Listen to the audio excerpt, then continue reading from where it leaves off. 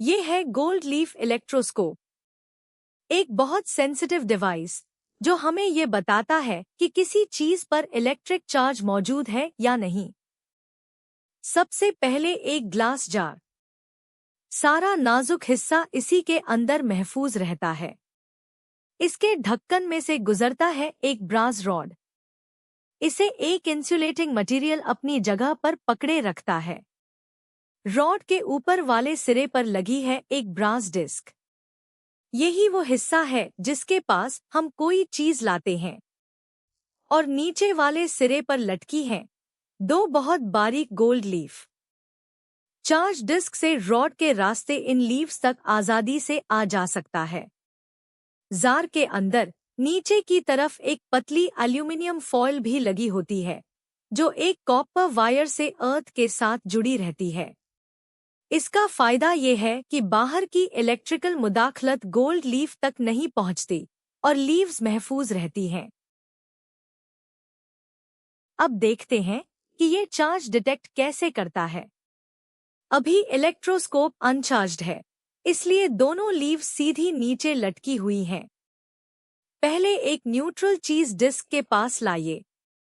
कुछ भी नहीं होता, लीव्स बिल्कुल नहीं हिलती। यही फिगर 15.8 का पहला हिस्सा है। अब एक सवाल। लीव्स तब भी खुल जाती हैं जब चार्ज चीज इलेक्ट्रोस्कोप को छूती तक नहीं। आखिर क्यों? जरा ठहरिए और सोचिए। चलिए अब मिलकर देखते हैं। एक नेगेटिव चार्ज वाली चीज डिस्क के करीब लाते हैं। वो छू नहीं रही, सिर्फ पास है। इलेक्ट्रोस्टैटिक इंडक्शन शुरू हो जाती है। रॉड के फ्री इलेक्ट्रॉन डिस्क से दूर धकेल दिए जाते हैं। डिस्क पर पॉजिटिव चार्ज आ जाता है और नेगेटिव चार्ज नीचे लीव्स पर जमा हो जाता है। अब दोनों लीव्स पर एक जैसा चार्ज है। एक जैसे चार्ज एक दूसरे को रिपेल करते हैं, इसलिए लीव्स खुल जाती हैं, यानी डाइवर्ज कर जाती हैं। यही फिगर 15.8 का दूसरा हिस्सा है।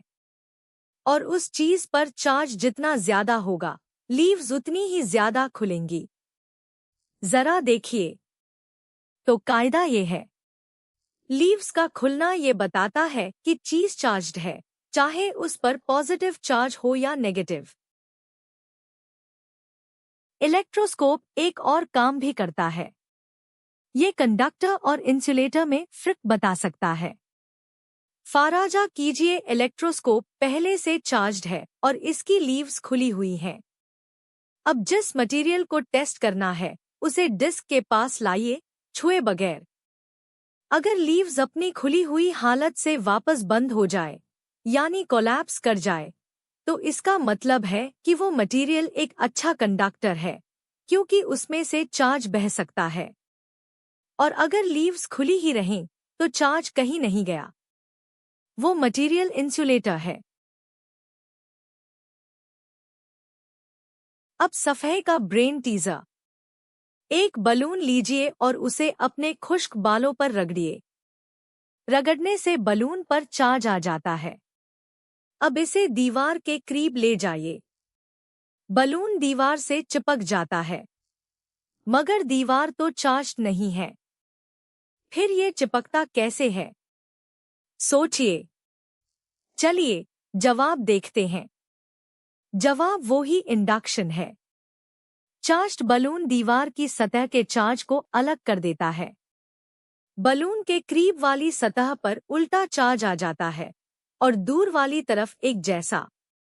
उल्टा चार्ज ज्यादा करीब है, इसलिए खींचने वाली फोर्स ज्यादा है और बलून दीवार से चिपका रहता है। अब आते हैं 15.3 की तरफ। Applications of electrostatics. कंडक्टर्स के साथ इलेक्ट्रोस्टैटिक्स के बहुत से इस्तेमाल हैं। ये फिगर 15.9 देखिए। Electrostatic precipitator, capacitor, electrophotography, Faraday cage, electrostatic speaker और वन डे ग्राफ जनरेटर। इन सब डिवाइसेस में बुनियादी अमल एक ही है, चार्जिंग और डिस्चार्जिंग।